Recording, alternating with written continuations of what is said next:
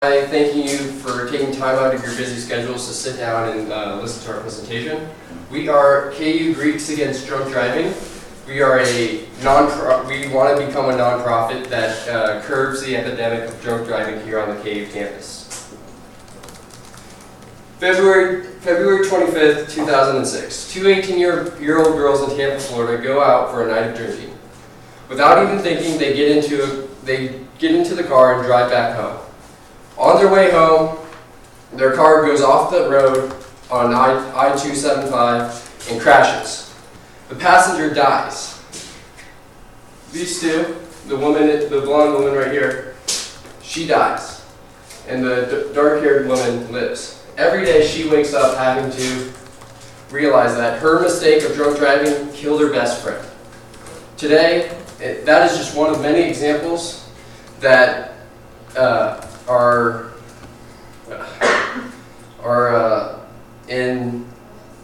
that occur in the United States. 6.7%, 6%. These are the death rates among drunk driving incidents in both in the United States and Kansas. According to the this is according to the National Highway Traffic Safety Administration.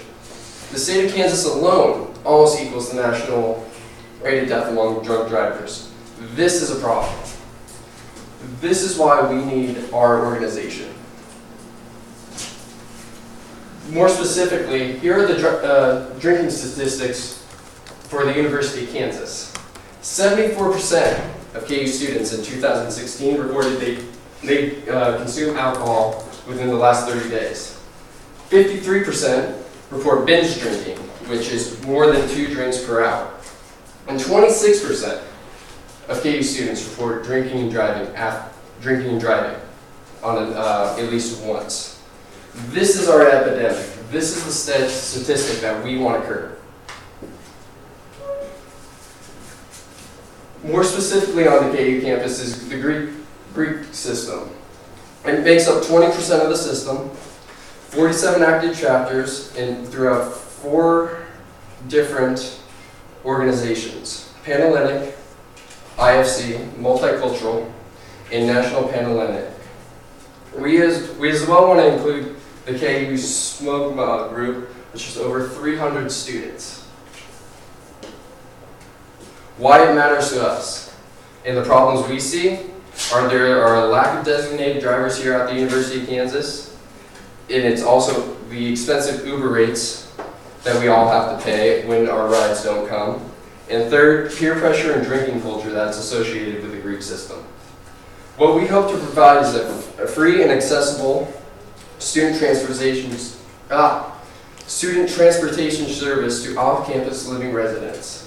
We want to reward the designated drivers for their time and combat the drinking and driving epidemic. Okay, so the first problem is there's a lack of designated drivers. And so part of that is the absence of planning. A study done by the Journal of American College Health, they took a poll of 105 people, age range 21 to 34, and they said that 39% do have a plan. But that means that 61% of people, before they go out, have no idea how they're getting back home. And within that study, 40% of that 39% say that they have at least one alcoholic beverage while they're a designated driver. So that shows an immense amount of irresponsibility and carelessness. And also, that means that basically there's not really a designated driver, it's just the most sober person. So the legal limit is 0.08. So that's when you're considered legally intoxicated and you can get a DUI. And so if you're, according to this Business Insider chart right here, this is the chart for a woman. And if you're a woman, you're 120 pounds and you have 1 drink, you're considered legally impaired. And you're at a 0.04, which is almost halfway. It is halfway to legal intoxication. So I don't know about you guys, but I don't want to drive with an impaired person. And so that's just very irresponsible. And another problem with this is that there's an increased willingness to drive with a drunk driver.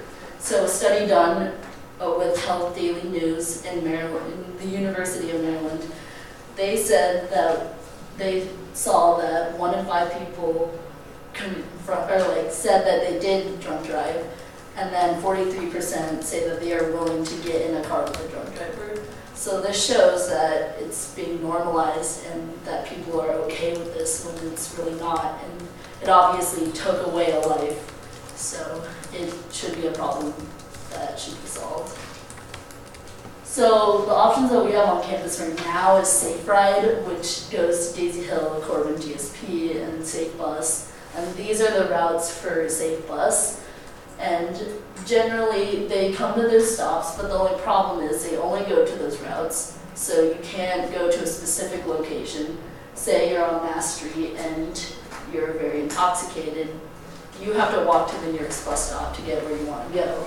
And plus, sometimes the buses are not on time with their stops, so they're very unreliable. The second option is bad duty system, which is the current Greek system, and it's 2 to 3 drivers for a fraternity, but the fraternities, they switch on and off. Not all of them are doing it at the same time.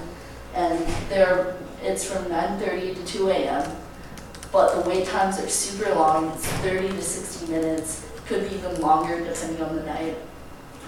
The drivers have to drive the people in their fraternity first, and each fraternity has maybe over 100 members, and each sorority, which is their second priority, is about over 200. So it's an overwhelming amount of passengers per drivers, and it's very inefficient. So our plan for attacking the drunk driving, like the designated driver portion, is to install breathalyzers at each chapter. And so before the driver goes out, when they check in, they have to breathe into the breathalyzer to make sure that they haven't been drinking that night. And so this not only ensures that the person is going to be sober, but it also provides a safety net for Panhellenic and IFC, just in case someone was accused of drinking before they drove. They have that record that shows that they did not, at least when they checked in. So according to breathalyzer.net, which provides breathalyzers, professional ones, they said that a normal, personal one costs about $100, and with good maintenance, it can last up to 5 years.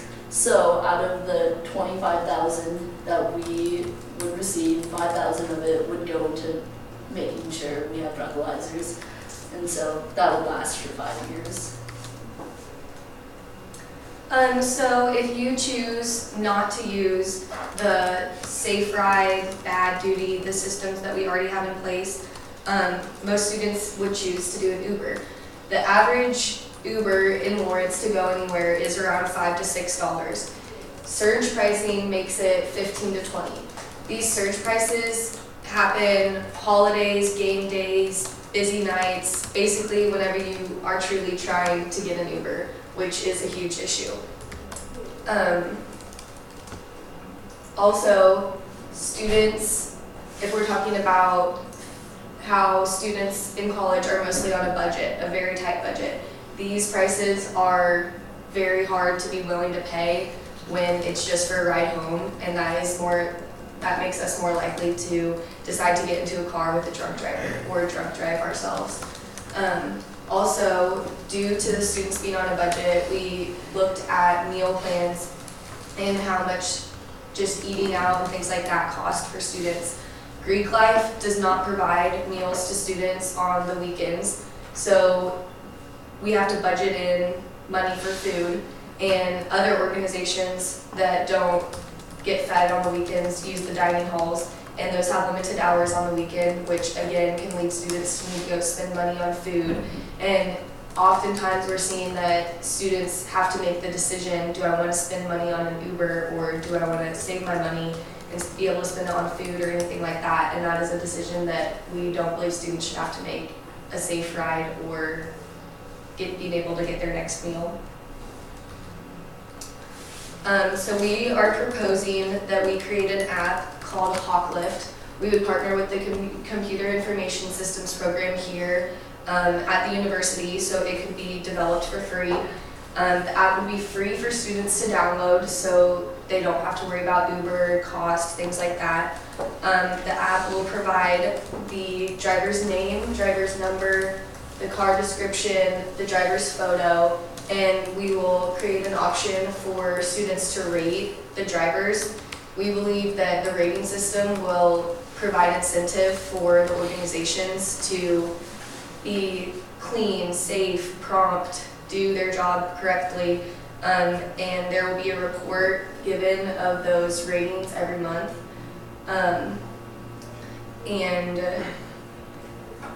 Yes, then gas, the average gas price in Lawrence is about $2.12 per gallon. So of the $25,000 grant money given to us, we decide that we want to devote $10,000 to paying for gas, and this could already provide 5,000 miles worth of rides.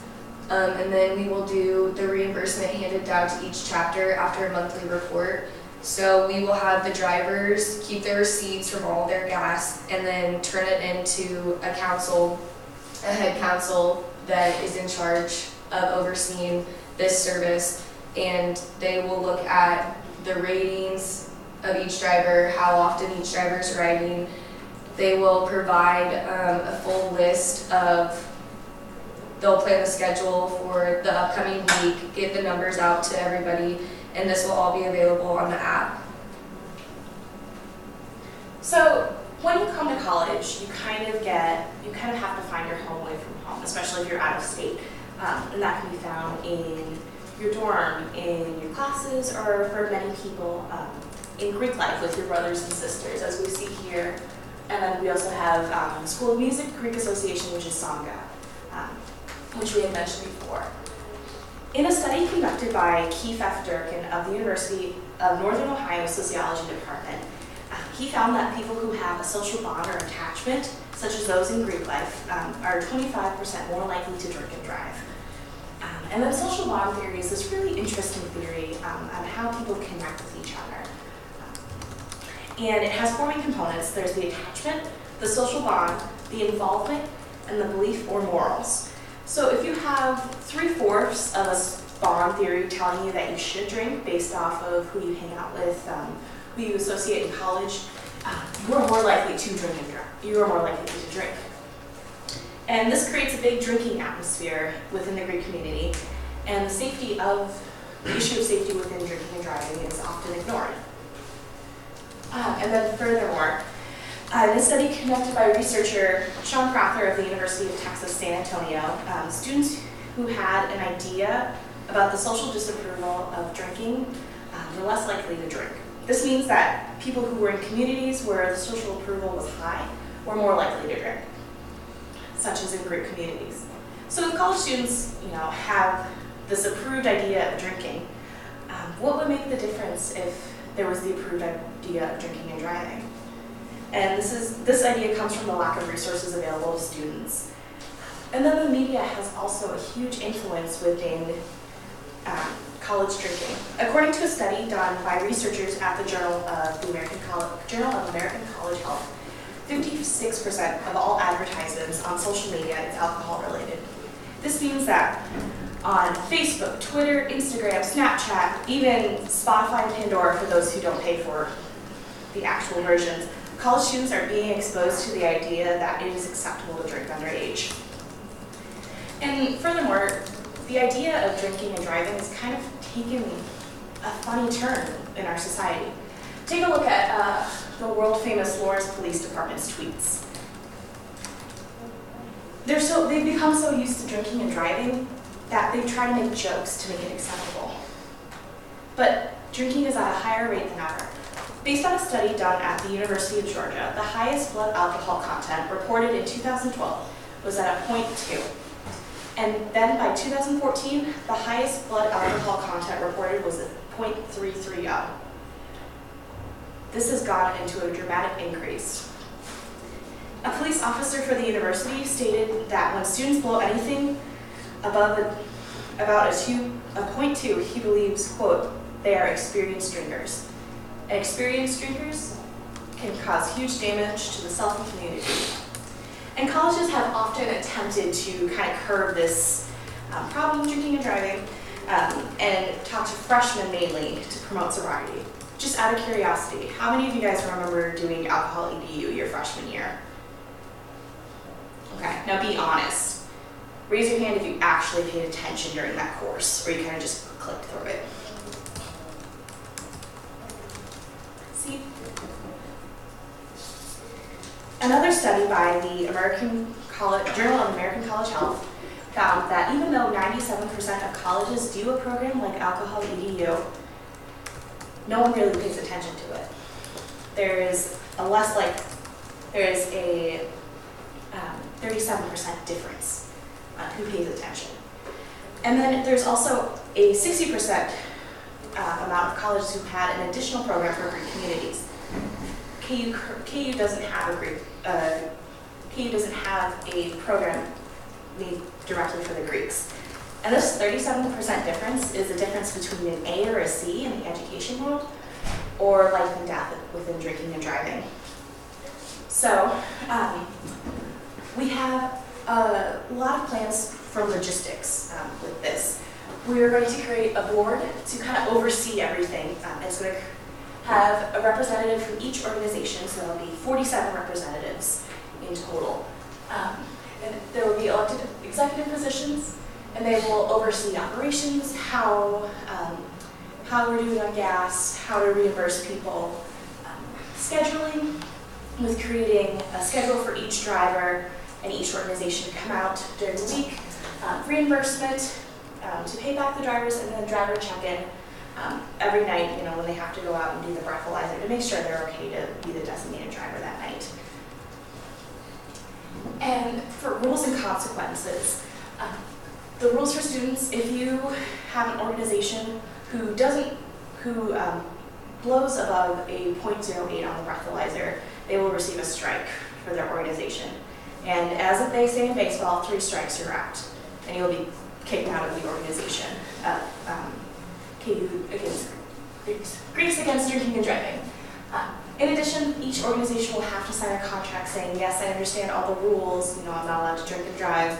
I must provide two to three sober drivers every night. And then rewards and punishments. If an organization goes 6 months with being successful with their providing sober drivers, they will receive a seal of approval on their organization app, and this can go on the app saying that they're great drivers and they're providing the best that we can get for KU Greeks. And then for scheduling, each chapter is required to provide schedules, and there is a 24-hour rescheduling policy. So it has to be prior to 24 hours before rescheduling a driver. And then the money is all going to, the money from our $25,000 contribution that you're considering would hopefully be going to helping out the drivers with gasoline, cleanup if they get sick in the cars, or trash purposes.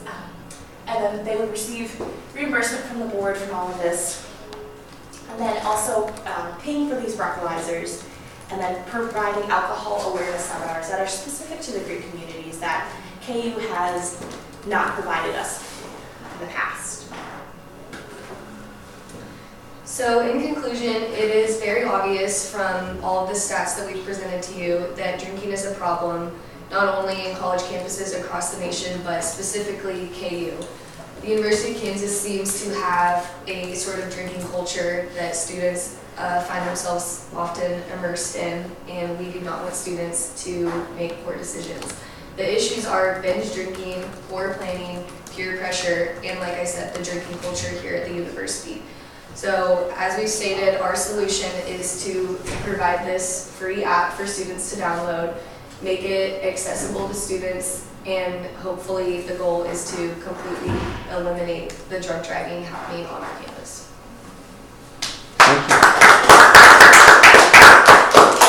Are there any questions? Isn't there like some safe ride, like you just call them up and they'll come right to your location?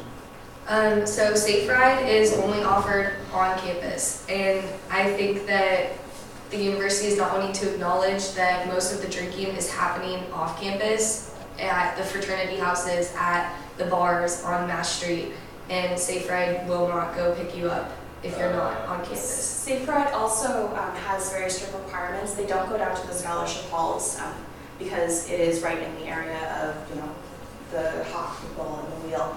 And if you live off campus, you do need to provide proof of residence there. And for many people, that's requiring a driver's license. And for those who are out of state, we can't give our temporary address to a driver's license. I mean, I've been picked up from a certain location and dropped off to like dorms and stuff. All I needed was an ID. This is for off-campus Yeah. situations, but you are coming from off-campus to a Off-campus, dorm. Yeah. This is going from off-campus to off-campus. So is this only provided to pick up Greek, or is it? We're going to start in the Greek community and eventually expand it to the point where it's a campus-wide entity. But the drivers are still from the Greek community? Yes, and we're willing to work with non-affiliated people to expand that once we get this implemented in a smaller setting. And other organizations on campus, as it becomes more popular, if it's being successful, then we want other organizations to join and offer they'd have to come up with 2 to 3 drivers, be responsible for the same rules that everybody else is. So you mentioned putting 10,000, what you estimated was 5,000 miles. So just like thinking of those numbers, that'll probably last 2 to 3 months considering how many rides are given every night. So what's your plan on continuing that funding, or will you eventually stop paying for the gas of these drivers? We're going to see how it works out and how these monthly reports that each organization sends in, and then we're going to analyze those and see if it's a sustainable system. But we do plan on doing fundraising and working with the university to make it a university-wide sponsored organization. So do the students pay any money? No.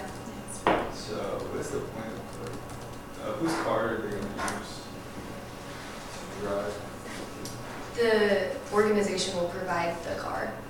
So The individual driver, and if they don't have a car, like their chapter would provide the car for them.